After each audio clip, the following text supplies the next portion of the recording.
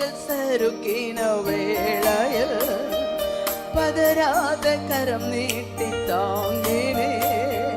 பாதங்கள் சறுக்கின வேளையில் பதறாத கரம் நீட்டி தாங்கினே.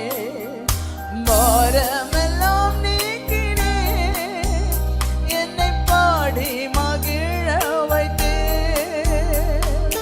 பாரமெல்லாம் நீக்கினே, என்னை பாடி மகிழ வைத்தே. என்னேசுவே, உம்மை சொந்தமாக கொண்டதன் பாக்கியமே. இதை விடவும் பெரிதான மேன்மை வேறொன்றும் இல்லையே.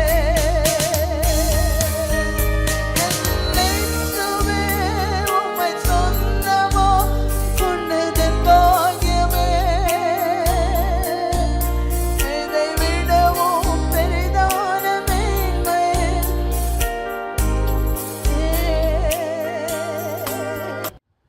கிறிஸ்துவுக்குள் பிரியமானவர்களே, இந்த நாளிலும் கர்த்தருடைய சத்தம் என்ற தொலைக்காட்சி நிகழ்ச்சிக்கு உங்களை அன்புடன் வரவேற்கின்றோம். இந்த நாளிலும் வேதாகமத்தில் இருந்து ஒரு வசனத்தை பிரசங்கித்து உங்களுக்காக ஜெபிக்க விரும்புகிறோம். 2 கொரிந்தியர் 5ஆம் அதிகாரம் 17வது வசனத்தை வாசிக்கலாம். இப்படி இருக்க ஒருவன் கிறிஸ்துவுக்குள் இருந்தால் புது சிருஷ்டியாய் இருக்கிறான். பழையவைகள் ஒளிந்து போயின, எல்லாம் புதிதாயின. மனித வாழ்க்கையில் வரக்கூடிய 3 டைப் ஆஃப் டிரான்ஸ்ஃபார்மேஷன் அல்லது 3 டைப் ஆஃப் சேஞ்சஸ், 3 விதமான மாற்றங்களை குறித்து பகிர்ந்து கொள்ள இருக்கின்றேன். உலகத்திலே எல்லா ஃபீல்ட்லையும் மாற்றங்கள் அதிவேகமாக நடைபெறுகிறது. ஸ்தோத்திரம். இப்போ கல்வித்துறை எடுத்துக்கொள்ளுங்கள், மெடிக்கல் துறை எடுத்துக்கொள்ளுங்கள், எல்லா துறைகளிலும் எல்லா நிலைகளிலும் உலகம் ரொம்ப அட்வான்ஸாக இன்றைக்கு இருக்கிறது நாளைக்கு மாற்றப்படுது. அப்படி நிறைய மாற்றங்கள் வந்து கொண்டே இருக்கிறது. அல்லேலூயா, கர்த்தருக்கு மகிமை உண்டாவதாக. ஆனால் மனித வாழ்க்கை மாறி இருக்கிறதா? ஸ்தோத்திரம். எல்லா துறைகளிலேயும் மாற்றங்கள் வேகமாக வருகிறது, நடைபெறுகிறது. கர்த்தருக்கு எல்லாம் அட்வான்ஸாக போயிட்டு இருக்கு. எல்லா துறைகளிலும் மாற்றங்கள் வந்தாலும் மனிதனுடைய வாழ்க்கை நாளுக்கு நாள் மோசமாயிட்டு தான் இருக்கு. அறிவு உலகத்தில் பெருகி இருந்தாலும் இந்த அறிவினால மக்களுடைய வாழ்க்கை என்ன செய்யல சொல்லுங்க, மாற்றப்படல. மனிதனுடைய வாழ்க்கை, human life goes to worst to worstest day after day. மனித வாழ்க்கையை மாற்றுவதற்கு எத்தனை காரியங்கள் முயற்சித்தாலும், மனுஷன் தண்டனை கொடுத்தாலும் சரி, என்ன இருந்தாலும் சரி, மனுஷ வாழ்க்கை, human life is not changed by knowledge, education, punishment, சட்டங்கள், ரிலிஜியஸ் ஆக்டிவிட்டீஸ். யோகா செய்வதனாலே, யோகா பயிற்சினாலே மனிதனுடைய வாழ்க்கை என்ன செய்வதில்லை. ரிலிஜனுக்கும் குறைவு கிடையாது, ரிலிஜியஸ் ஆக்டிவிட்டீஸுக்கும் உலகத்தில் குறைவு கிடையாது. அறிவு எல்லா துறைகளிலும் பெருகி கொண்டிருந்தாலும் மனிதனுடைய வாழ்க்கையை இவைகள் ஒன்றுமே என்ன செய்யல, மாற்றவில்லை. இவைகள் மனிதனுடைய வாழ்க்கை ஸ்டைல மாற்றலாம். படிக்காத மனிதன் சாதாரணமாக ஒரு ட்ரெஸ் எடுத்துக் கொண்டிருக்கலாம். அவன் நல்ல படித்ததுனால அந்த படிப்பு நிமித்தம் அவனுடைய லைஃப் ஸ்டைல் மேபி சேஞ்ச். நல்ல டை கோட் போடலாம். பட் அவனுடைய கல்வி அறிவு அவனுடைய வாழ்க்கையை, உள்ளான வாழ்க்கையை என்ன செய்வதில்லை, மாற்றுவதில்லை. லைஃப் ஸ்டைல் என்பது நாம் அணிகின்ற ஒரு வஸ்திரத்தை போல. Praise God. நீங்க வேதத்தில் வாஸ்து பார்ப்பீர்கள் என்றால் நாகமான் இஸ் எ பவர்ஃபுல் கேப்டன். அவனை குறித்து வேதம் சொல்லுகிறது, he was the captain of the Syrian army. அவன் மூலம் சீரியா தேசத்தில் பல வெற்றிகள் சாதித்தவன், ஆர்மி கேப்டன். அவனை குறித்து நீங்கள் 2 ராஜாக்கள் புஸ்தகம் 5ஆம் அதிகாரத்தில் he was a great honorable man, mighty man, but he was a leper. அவனுடைய மிலிட்டரி வஸ்திரத்தினாலே அவனுடைய லெப்ரசி அவனுடைய தேசத்தின் மக்களுக்கு தெரியாத அளவுக்கு கவர் பண்ணப்பட்டிருந்தது. அவனுக்கு தெரியும், அவன் வீட்டாருக்கு தெரியும். He was paining with his secret disease. லெப்ரசியிலே டிஃபரண்ட் டைப் ஆஃப் லெப்ரசி உண்டு. அது முதிர்ச்சி அடைந்த நிலையிலே அழுகி நாற்றம் எடுக்கலாம் என்றால் இவன் அந்த நிலையை இன்னும் அடையவில்லை. அவன் ஒரு யூதய தேசத்தானாய் இருந்திருந்தால் ஆசாரியர்களுடைய ஸ்தானத்தில் அவனை நீக்கி குஷ்டரோகி கேம்புக்கு அனுப்பியிருப்பார்கள். ஏனென்றால் யூதர்களுக்கு அந்த பிரமாணம் கொடுக்கப்பட்டிருந்தது. இவன் சீரிய தேசத்தை சேர்ந்தபடினாலே அவன் அந்த பதவியில் இருந்து இறக்கப்படவில்லை. ஆகிலும் he was paining. அவன் வேதனைப்பட்டு கொண்டு இருந்தான். இப்படிப்பட்ட காலகட்டத்திலே அவனுடைய வீட்டுக்கு வேலைக்காரியாக கொண்டு வரப்பட்ட யூதாவை சேர்ந்த சிறு பெண் மூலமாக எலிசாவின் அற்புதத்தை குறித்தும் எலிசாவிடத்தில் சென்றால் சுகம் கிடைக்கும் என்ற செய்தி அவனுக்கு அறிவிக்கப்படுகிறது.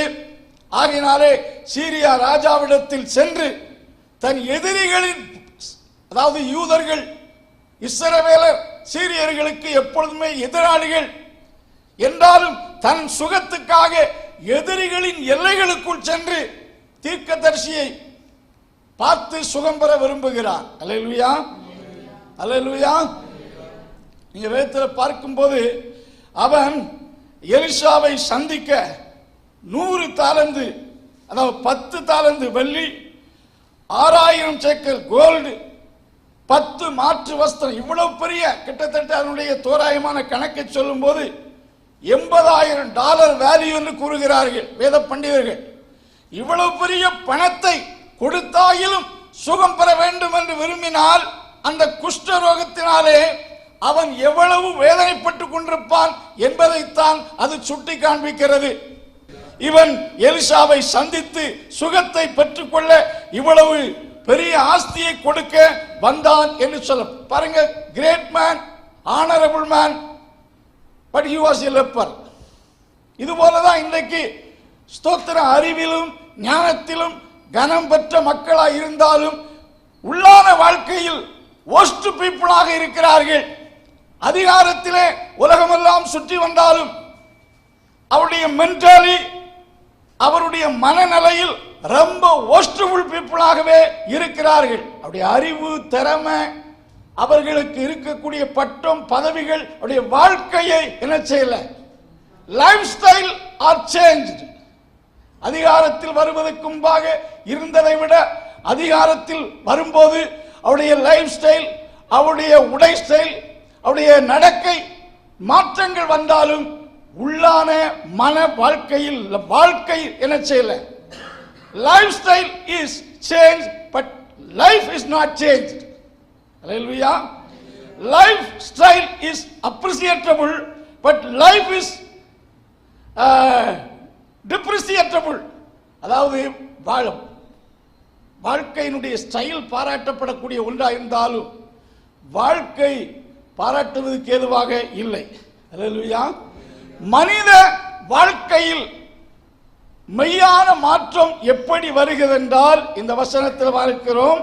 ஒருவன், any man, அவன் இந்துவா இருக்கலாம், முஸ்லிமா இருக்கலாம், கிறிஸ்டியனா இருக்கலாம், படித்தவரா இருக்கலாம், படியாதவரா இருக்கலாம், ஏழையா இருக்கலாம், ஐஸ்வர்யவானா இருக்கலாம். any man, if anyone be in Christ, ஒருவன் கிறிஸ்துவுக்குள் இருந்தால் அவன் யூதனா இருந்தாலும் கிரேக்கனா இருந்தாலும் யாரா இருந்தாலும் சரி, ஒருவன் கிறிஸ்துவுக்குள் இருந்தால் அவன் புது சிருஷ்டியாகிறான்.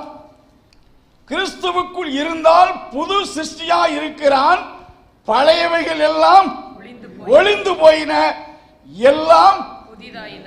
அடுத்த இவையெல்லாம் தேவனால் உண்டாயிருக்கிறது. இது தேவனுடைய செயல். மனித வாழ்க்கையில் மெய்யான மாற்றம், yet real transformation in the human life is the act of God. அது அவனால் உண்டாவதில்லை, அது தேவனால் உண்டாகிறது.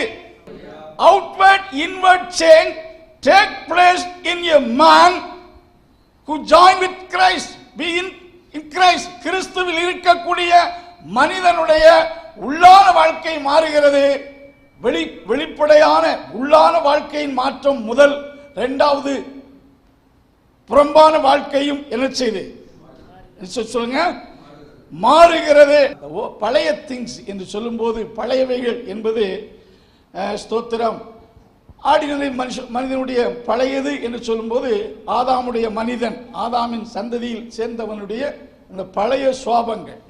பழைய மனிதன் என்பது old man refer the Adam. இந்த உலகத்தில் பிறந்த எல்லா மனிதர்களும் ஆதாமின் வம்சத்தை சேர்ந்தவர்கள். Adam is the head of the old creation. Christ is the head of the new creation. விசேஷமாக ஒருவன் கிறிஸ்துவுக்குள் வரும்போது அவனுடைய பழைய சுவாபங்கள், பழைய குணங்கள் மாறுகிறது. ஸ்தோத்திரனுடைய லீனேஜ்ஷிப், அதாவது அந்த வம்ச வரலாறே மாற்றி எழுதப்படுகிறது. நாம் கொலோசையர் 1:13 இவ்விதமாய் சொல்லுகிறது, வாசிங்க.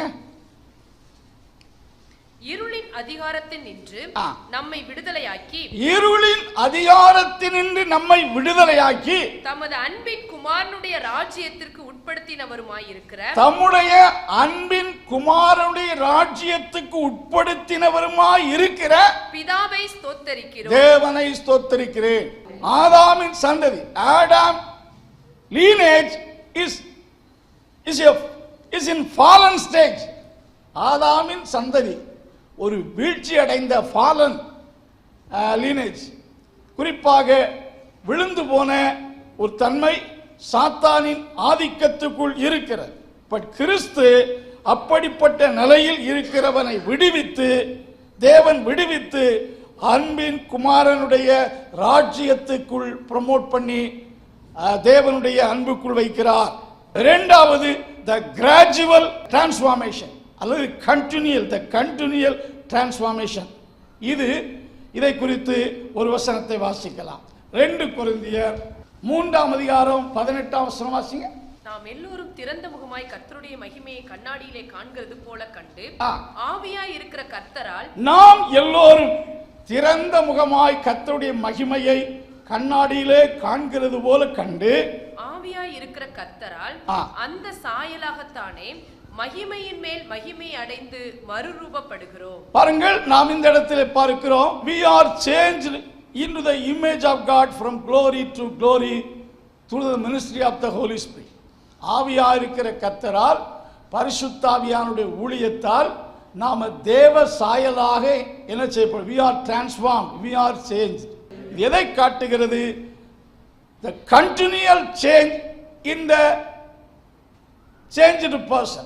மாற்றப்பட்ட, தேவனால் மாற்றப்பட்ட மக்களில் ஆண்டவருடைய தொடர் மாற்றங்கள் அல்லது மறுரூபம் என்பதை குறித்து சொல்லப்பட்டிருக்கிறது. நீங்கள் ரோமருக்கு நிருபம் 12:12 வாசிக்கையில் 12:2 வாசிங்க. ரோமர் 12:2. நீங்கள் இந்த பிரபஞ்சத்திற்கு ஒத்த வேஷம் தெரியாமல் தேவனுடைய நன்மையும் பிரியமும் பரிபூர்ணமுமான சித்தம் இன்னதென்று பகுத்தறியத்தக்கதாக உங்கள் மனம் புதிதாகிறதினாலே மறுரூபமாகுங்கள். பாருங்கள், மனம் புதிதாகிறதினாலே, by the renewal of your mind be changed. அதுல நம்ம பங்கும் இருக்கிறது. முதல் மாற்றத்தில் நம்முடைய பங்கு கிடையாது, அது தேவனால் உண்டாகிறது, அது தேவனுடைய கிரியை. இங்கே மனம் புதிதாகிறதினாலே, மனம் எப்படி புதிதாகும் என்று சொல்லும்போது தேவனுடைய பரிபூரணமான சித்தம் இன்னது என்பதை உணர்கிறபடியால், தேவனுடைய வார்த்தையை தியானிக்கிறபடியால் மனம் புதிதாகிறதுனாலே உண்டாகக்கூடிய மாற்றத்தை குறித்து சொல்லப்பட்டிருக்கு. இது அப்போஸ்தலனாகிய பவுல் 2 கொரிந்தியர் 4:16 சொல்லுகிறார், நாளுக்கு நாள் இந்த மாற்றம் நமக்குள்ள உண்டாக. ஆண்டவரால் ஒரு மனிதனை ஒரே நாளைக்குள்ள ஒரு பரிபூர்ண பரிசுத்தவானாக முடியும். ஆக்க முடியுமா? முடியாதா? இஸ்ரவேல் மக்களை எகிப்தில் இருந்து கானானுக்கு கொண்டு போகணும். ஆண்டவர் நினைத்தாச்சுன்னா ஸ்தோத்திரம் 40 நாள்ல ரொம்ப சீக்கிரமா கொண்டு போயிருக்கலாம். ஆனா ஆண்டவர் அப்படி செய்யல. ஆண்டவர் நினைச்சாச்சுன்னா God is able to sanctify his people within a second, but he will not do so. ஆண்டவர் ஒரு மனிதனை முற்றிலும் பாவமில்லாத என ரட்சித்துட்டார். மாற்றங்கள் வந்துவிட்டது. ஆனாலும் அவனுக்குள் இன்னும் ஒரு பரிபூரணத்தை உருவாக்குவதற்கு சில ப்ராசஸ் வைத்திருக்கிறார். நீங்கள் யாத்திராகம புஸ்தகம் 23ஆம் அதிகாரம் 29, 30 ஆகிய வசனத்தில் ஆண்டவர் சொல்லும் போது, தேசம் பாழாய் போகாமலும் காட்டு மிருகங்கள் உனக்கு விரோதமாய் பெருக, பாருங்க, தேசம் பாழாய் போகாமலும் காட்டு மிருகங்கள் உனக்கு விரோதமாய் பெருகாமலும் இருக்கும்படி நான் அவர்களை ஒரே வருஷத்திற்குள்ளே, நான் உன் எதிராளியாகிய கானானியரை ஒரே வருஷத்தில் உன்னை விட்டு உன் முன்னின்று துரத்தி விடாமல் நீ விருத்தி அடைந்து தேசத்தை சுதந்தரித்துக் கொள்ளும் வரைக்கும் அவர்களை கொஞ்சம் கொஞ்சமாய் உன் முன்னின்று துரத்தி விடுவேன். கொஞ்சம் கொஞ்சமாக உன் நடுவில் இருந்து அவர்களை என்ன செய்வேன்? துரத்தி விடுவேன். ஒரே நாள்ல ஒரே வருஷத்துல துரத்தி விட அவரால் முடியும். அப்படி துரத்தி விட்டால் ஸ்தோத்திரம், தேசம் பாழாய் போய் காட்டு மிருகங்கள் உனக்கு விரோதமாய் எழும்பாதபடி நீ விருத்தி அடைகிற வரைக்கும் என்று சொல்லும் போது ஸ்தோத்திரம், இதுல ஆண்டவர் என்ன சொல்றாருன்னா, ஆண்டவர் ஒரே நாள்ல எல்லாமே அதை செய்து விட்டால் ஸ்தோத்திரம், நீங்கள் கர்த்தரை அறிய வேண்டிய பிரகாரம் அறிய மாட்டீங்க, நீங்க விருத்தி அடைய மாட்டீங்க, உங்களுக்குள்ள ஆண்டுடைய செயலை உணரக்கூடிய உணர்வு இருக்காது. காட்டு கழுதைகள் என்று சொல்லும்போது, காட்டு மிருகங்கள் என்று சொல்லும்போது, ஏதோ தங்க சொந்த காரியத்தினால தங்க சொந்த சாமர்த்தியத்தினால இவைகளை பெற்றுக்கொண்டோம் என்ற பெருமை உங்களுக்குள்ள வருவதற்கு வாய்ப்புகள் உண்டு. ஆகையினால நீங்கள் பலப்படும் வரைக்கும் கொஞ்சம் கொஞ்சமாக, அதாவது salvation is the pure gift of God, sanctification is the fruit of our dedication unto the Lord. ரட்சிப்பு உடைய கிரியை கல்வாரி சிலுவையில் இயேசு முடித்து விட்டார். பரிசுத்தமாகுதல் என்பதிலே நம்முடைய பங்கும் இருக்கு, தேவனுடைய பங்கும் இருக்கு. நீங்க கர்த்தரை தேடாமல், தேவ வசனத்தை தியானிக்காமல், பரிசுத்தாவிக்கு உங்களை ஒப்பு கொடுக்காமல் நீங்கள் பரிசுத்தம் அடைய முடியாது. பரிசுத்தமாக்கிறவர் ஆண்டவர் தான். உங்களை பரிசுத்தமாக்கிற உங்கள் தேவனாகிய கர்த்தர் நானே, அவதான் பரிசுத்தமாக்கிறவர். ஆனால் நம்முடைய பங்கு இருக்கிறது. Salvation is an instant transformation of God in a sinner who believes Jesus. But sanctification is the continual action of God, is the redeemed people of God. ரட்சிப்பு என்பது பாவியாகி ஒரு மனிதனிடத்திலே தேவன் செய்யக்கூடிய ஒரு செயல். பரிசுத்தமாகுதல் என்பது ரட்சிக்கப்பட்ட மக்களில் தேவன் செயல்படுத்துகிற தொடர் செயலை காட்டுகிறது. இப்போ பாருங்க, ஒட்டு செடின்னு சொல்லுவாங்க. ஒரு நல்ல செடியில் ஒரு கெட்ட செடி ஒட்ட வைக்கப்பட்டால் உடனடியாக அந்த கெட்ட செடி முழுமையான நல்ல செடியாய் மாறுவதில்லை. நல்ல செடியில் இந்த ஒட்டு மாமரம், ஒட்டுக்கோய், இப்படி சில மரங்களாக பார்க்குறீங்க. இந்த நல்ல மரத்தினுடைய சாரம் முழுமையாக வந்து வளர்ந்து அது கனி கொடுக்க, ஃபர்ஸ்ட் இயரில் உள்ள ஃப்ரூட்ஸ் கொஞ்சம் மாறி இருக்கும், second year, third year. So முழுமையான நல்ல மரத்தினுடைய சாரத்தை எப்பொழுது முழுமையாக ஏற்றுக்கொள்கிறதோ அப்பொழுதுதான் அந்த ஒட்ட வைக்கப்பட்ட கிளை முற்றிலுமாய் நல்ல ஒலிவ மரத்தின் கனியை என்ன செய்யும்? கொடுக்கும். அப்படியான ஒட்ட வைக்கப்பட்ட இடத்துல நல்ல ஒட்ட வைக்கப்பட்டு நல்ல ஒலிவ மரத்தின் சாரத்தை எந்த அளவுக்கு உறிஞ்சி வளருகிறதோ அந்த வளர்ச்சிக்கேற்றபடி அந்த காட்டு ஒலிவ மரம் மரத்தின் கனிகள் அது நல்ல கனிகளாக வருஷா வருஷம் மாறி என்ன செய்யும்? மாறும். இதுபோல நாம மோசமானவர்களாக இருந்தோம், நல்ல மரமாகிய கிறிஸ்துவோடு ஒட்ட வைக்கப்பட்டிருக்கிறோம். ஸோ நமக்குள்ள இந்த மாற்றம் கிராஜுவலாக மாறிக்கொண்டே இருக்கிறது. நம்மை தேவ சாயலாக மாற்றுவது தேவனுடைய திட்டம். அதை அவர் செய்கிறார். அதற்காகவே பரிசுத்தாவி நமக்கு கொடுக்கப்பட்டிருக்கிறார். God is working to fulfill his plan in every believers. நம்ம எல்லாருடைய வாழ்க்கையிலும் அதை நிறைவேற்ற கர்த்தர் செயல்பட்டு கொண்டிருக்கிறார். எப்பொழுது இந்த வேலை அல்லது இந்த காரியத்தை செய்தார் என்றால் ஆண்டவர் ஸ்தோத்திரம் தீர்மானித்தார், ஆதியிலே தீர்மானித்தார். ஸோ அதை நமக்குள்ள செயல்பட்டு கொண்டு வருகிறார். நம்முடைய ஹோல் லைஃப் டைம் என்பது இந்த உலகத்தில் உயிரோடு இருக்கக்கூடிய காலம் அளவும் நம்மை பரிசுத்தமாக்கி தேவ சாயலாக்கும் அந்த ப்ராசஸ் நம் ஒவ்வொருடைய வாழ்க்கையில் என்ன செய்யும்? நடந்துக்கிட்டே இருக்கு. இந்த ப்ராசஸில் சில தோல்விகள் வரலாம், சில குறைவுகள் வரலாம், சில வீழ்ச்சிகள் வரலாம். அதெல்லாம் வரும்போது நாம் டிசப்பாயிண்ட் ஆகி கிறிஸ்துவை விட்டு விலகி போய் விடக்கூடாது. எல்லாவற்றுக்கும் ஒரு ப்ராசஸ் இருக்கு. ஒரு கூழாங்கல் அப்படியே வானத்திலிருந்து விழுவதில்லை. அது உருளையான நல்ல கரடு முரடெல்லாம் நீக்கப்பட்ட கல். அது எவ்வளவு ப்ராசஸை, எத்தனை மலைகளை தாண்டி இருக்கக்கூடும், எத்தனை கல்லுகளில் மோதி இருக்கக்கூடும். கூர்மையான கல் கூழாங்கல் ஆக முடியாது. தாவீது போய் கூழாங்கல்ல எடுத்தாது, பல நீரோட்டத்திலே அங்குமிங்கு மோதி அடித்து அது அப்படியே பாலிஷ் ஆகிறது. ஒரு கல் கூழாங்கல் ஆக்குவதற்கு சில ப்ராசஸ் இருக்கிறது. அல்லேலூயா. ஒரு பட்டர்ஃப்ளையாய் பறந்து நல்ல கவர்ச்சிகரமான ஒரு ஸ்தோத்திரம் ஒரு பூச்சியாக பறப்பதற்கு அது சில ப்ராசஸை தாண்டி வருகிறது. ஒரு குழந்தை ஒரு தாயின் கற்பத்தில் வளர்ந்து உருவாகுவதற்கு ஆண்டவர் சில வாரங்கள் அங்கே அது சில ப்ராசஸை தாண்டி வளர்ந்து வருகிறது. முழுமையான பறப்பதற்கேற்ற வளர்ச்சி வரும்போது அது பறக்கிறது. ஒரு கட்டடத்தை கட்டுவது உடனே கட்டடம் ஒரே நாளில் எழும்புவதில்லை. ஒரு அழகான கட்டடத்தை இன்றைக்கு பார்க்கிறோம் என்றால் அந்த கட்டடத்துக்கான ப்ராசஸ் வேலைகள் தொடர்ந்து நடந்தன.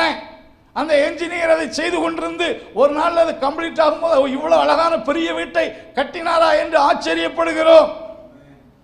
ஆண்டவர் ஸ்தோத்திரம் சிறந்த நிபுணர்.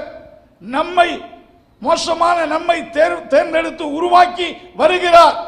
ஒரு பெரிய மரம் ஒரே நாள்ல ஒரு இரவுக்குள்ளே தோன்றி கனி கொடுப்பதில்லை. அது பல ப்ராசஸை தாண்டி சின்ன செடி அப்படியே வளர்ந்து ஒரு பெரிய மரமாகி திரளான கனிகளை கொடுக்கிற மரமாய் இருப்பது போல ஆண்டவர் நமக்குள்ளே இந்த கிரியை ஆரம்பித்திருக்கிறார். இவர் ஹோல் டைம் லைஃப் டைம் அது ஒரு ப்ராசஸ். ஆகையால் தான் கர்த்தருடைய வார்த்தை சொல்லுகிறது, பரிசுத்தமாகிறவன் இன்னும் என்ன செய்யட்டும்? நம்மை பரிசுத்தமாக்கும் பணியை, நம்மை தேவ சாயலாக்கும் பணியை ஆண்டவர் ஏற்கனவே உன்னதத்தில் நினைத்திருந்தார். அதை ரட்சிப்பிலே ஆரம்பித்தார். கிறிஸ்துவின் நாள் வரைக்கும் அதை தொடர்ந்து செய்து கொண்டிருக்கிறார். ஆகையினால நான் முற்றிலும் தேறினேன் என்று யார் என்ன செய்யக்கூடாது? பவுல் தன்னை முற்றிலும் தேறின ஒரு பரிசுத்தவான் என்று ஒருபோது கருதவில்லை. பின்னானதை மறந்து நாடுகிறேன் என்று சொல்வதை பார்க்கிறோம். சில மக்கள் சில ஆவிக்குரிய நிலையிலே சில அனுபவத்தை அடையும் போது தங்களை முற்றிலும் பரிபூரணப்பட்டவர்கள் என்று எண்ணி ஏமாந்து போகிறார்கள். மூன்றாவது ஒரு மாற்றத்தை குறித்து நான் சொல்ல விரும்புகிறேன். பிலிப்பியர் 3:21 வாசிங்க. தம்முடைய வல்லமையான செயலின்படியே நம்முடைய அற்பமான சரீரத்தை என்ன செய்வார்? நம்முடைய அற்பமான சரீரத்தை தம்முடைய வல்லமையான செயலின்படியே தம்முடைய மகிமையின் சரீரத்துக்கு ஒப்பாக என்ன செய்வார்? மறுரூபப்படுத்துவார். Through his mighty power he will change our vile body to his glorious body. நம்முடைய அற்பமான சரீரம், நாம் எவ்வளவு பரிசுத்தமான இருந்தாலும் சரீரம் சேம் பாடி தான். ரட்சிக்கப்பட்டனால நம்ம சரீரத்தில் எந்த மாற்றம், சரீரத்தில் மனதிலே மாற்றங்கள், சரீரம் பழைய சரீரம் தான், மண் சரீரம் தான், அற்பமானதுதான். இது பரிசுத்தவானின் சார் ஆகையினால கொசு கடித்தால் வலிக்காதுன்றல்ல. அல்லேலூயா, அல்லேலூயா. நடந்தா பலகீனமாக இருந்தால் நமக்கு டயர்ட்னஸ் வராது என்றல்ல. இது பலகீனமான சரீரம். பட் ஆண்டவராய் இயேசு கிறிஸ்து சொல்லுகிறார், இந்த பரிசுத்தத்தில் பரிபூரணப்பட்டவர்களை அவருடைய சரீரத்தை மறுரூபப்படுத்துவார் என்று சொல்லப்பட்டிருக்கிறது. இது நம்முடைய சரீரம் அப்பொழுதுதான் மகிமையான சரீரமாக என்ன செய்யப்படுமா? மாற்றப்படும். வல்லமையான செயலின்படியே அதை 1 கொரிந்தியர் 15:51 அப்போஸ்தலனாகிய பவுல் ஒரு ரெவலேஷனாக சொல்லுகிறார். நாம் எல்லோரும் மரிப்பதில்லை. எல்லாருமே ஒரே தரம் பிறப்பது, ஒரே தரம் மரிப்பது எல்லாருக்கும் நினைச்சப்பட்டிருக்கு, நியமிக்கப்பட்டிருக்கிறது. நாம் எல்லோரும் மரிப்பதில்லை. ஒரு எக்காலம் தொனிக்கும். ஒரு நிமிஷத்திலே, ஒரு இமை பொழுதிலே நாம் எல்லோரும் என்ன செய்வோம்? மறுரூபமாக்கப்படுவோம் என்று சொல்லுகிறார். ஒரு ரகசியத்தை பவுலுக்கு வெளிப்படுத்தப்பட்ட இந்த ரகசியம், அது 1 தெசலோனிக்கே 4:16-17 இதே கருத்தை சொல்லுகிறார். குறிப்பாக நாம உயிரோடு இருந்தால் கிறிஸ்து வருகையில் நம்முடைய சரீரம் மாற்றப்படும். கிறிஸ்து வரும்போது 2 எக்காலம். ஃபர்ஸ்ட் எக்காலம் ஊதும்போது கிறிஸ்துவுக்குள், கிறிஸ்துவை ஏற்றுக்கொண்டு கிறிஸ்துவுக்குள் பரிசுத்தமாக்கப்பட்டு மரித்தவர்கள் சரீரம் எத்தனை ஆண்டுகள் மரித்து போயிருந்தாலும் அந்த சத்தத்தை கேட்கையில் அவர்கள் சரீரம் எழும்பும். அந்த சரீரம் இந்த மண்ணான சரீரத்தை போல் இருக்காது. அது விண்ணவரின் சாயல், அது ஆவிக்குரிய சரீரம். சரீரத்தோடு எழுந்திருப்பார்கள். 2வது எக்காலத்தில் உயிரோடு இருக்கிறவர்கள் மறுரூபமாக்கப்படுவார்கள். சரீரத்தில் ஒரு மாற்றம், மறுரூபம் உண்டாக்கப்பட்டு எல்லோரும் இசைந்து ஒருமித்து ஆகாயத்தில் கிறிஸ்துவின் வருகையில் கிறிஸ்துவை என்ன செய்வோம்? சொல்லுங்க. இந்த மறுரூபம் கிறிஸ்துவை ஏற்றுக்கொள்ளாத மக்களுக்கு இந்த நாளில் நடக்காது. கிறிஸ்து வருகையில் அவருடைய சரீரத்தில் மாற்றம் வராது. அவர்கள் மரித்தவர்களாக இருந்தாலும் அவர்கள் சரீரம் எழும்பாது. சோ இந்த ஆகையால்தான் ஸ்தோத்திரம் அப்போஸ்தலனாகிய பவுல் எப்படியாயிலும் மரித்தோரில் இருந்து உயிரோடு எழும்புவதற்கு தகுதியாகும்படிக்கு என்று சொல்வதை பார்க்கிறோம். சோ கிறிஸ்து வருகையில் நம்முடைய சரீரத்தில் ஒரு மாற்றங்கள் வரும்.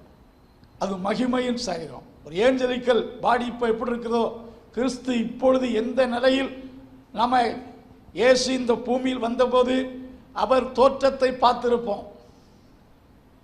படங்கள் வரைகிறாங்க. ஒரு யூத பேக்ரவுண்டில் உள்ள ஒரு தோற்றத்தில் படம் வரைந்து அவர் முடி வளர்த்தவராக அப்படி பார்க்கிறோம். அவர் மாம்சத்தில் வெளிப்பட்டார், நமக்குள்ளே வாசம் பண்ணினார், அவருடைய சாயலை பார்த்தோம் என்று யோவான் எழுதுகிறார். ஆனால் இதே யோவான் வெளிப்படுத்தின விசேஷத்தில் கண்ட இயேசு டோட்டலி டிஃபரண்ட். 1ஆம் அதிகாரத்திலே இயேசுவின் சாயல் குத்துவிளக்கில் நடுவில் உலாவுகிற இயேசுவை பார்க்கிறார். ஆனால் அவர் சீசனாக கிறிஸ்துவோடு பழகின நாட்களில் கண்ட இயேசு அல்ல. அந்நாட்களில் இயேசுவை தொட்டார், இயேசுவின் மார்பில் சாய்ந்தார். அன்றைக்கு பார்த்த இயேசுவுக்கும் அந்த நிலையங்கி தரித்தவராய் குத்து விளக்குகளின் நடுவிலே உலாவிக் கொண்டிருந்த இயேசுவுக்கும் எவ்வளவு பெரிய மாற்றம்! நீங்கள் அதை வெளிப்படுத்த விசேஷத்தில் நான் குத்து விளக்கில் நடுவிலே உலாவுகிற நிலையங்கி தரித்தவரை பார்க்கிறேன் சொல்லி அவருடைய கால் எப்படி இருந்துச்சு, அவருடைய கண்கள் எப்படி இருந்துச்சு என்று விவரிக்கிறார். ஆனா அவர் ஊழியம் செய்த இயேசு, மார்பில் சாய்ந்த இயேசுவுக்கும் அவர் கண்ட இயேசுவுக்கு எவ்வளவு மாற்றம்! அது உயிர்த்தெழுந்த சரீரம், ஆவியின் சரீரத்தில் வந்த இயேசு, மகிமை அடைந்த சரீரத்தில் வந்த இயேசு. இதே போல உங்களுடைய சரீரத்தில், உங்க அற்பமான சரீரத்தை கிறிஸ்துவின் வருகையில் மகிமையின் சரீரமாக என்ன செய்வார்? மாற்றுவார், மறுரூபப்படுத்துவார். அப்பந்தான் உங்க சரீரத்தில் எந்த உபாதையும் இருக்காது. அது விண்ணவரின் சாயலை தரித்துக் கொள்ளுதல்.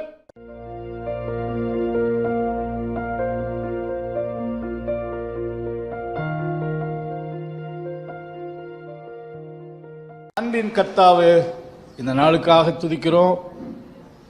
இந்த கொடுக்கப்பட்ட இந்த வார்த்தைகள் நம்முடைய பிள்ளைகளுக்கு ஆசீர்வாதமாக இருப்பதாக இந்த வாரத்தின் நாட்கள் ஆசீர்வாதமாக இருப்பதாக. ஆண்டவருடைய கிருபை யாவரோடு இருப்பதாக. இயேசுவின் நாமத்தில் ஜெபங்கள் நல்ல பிதாவே.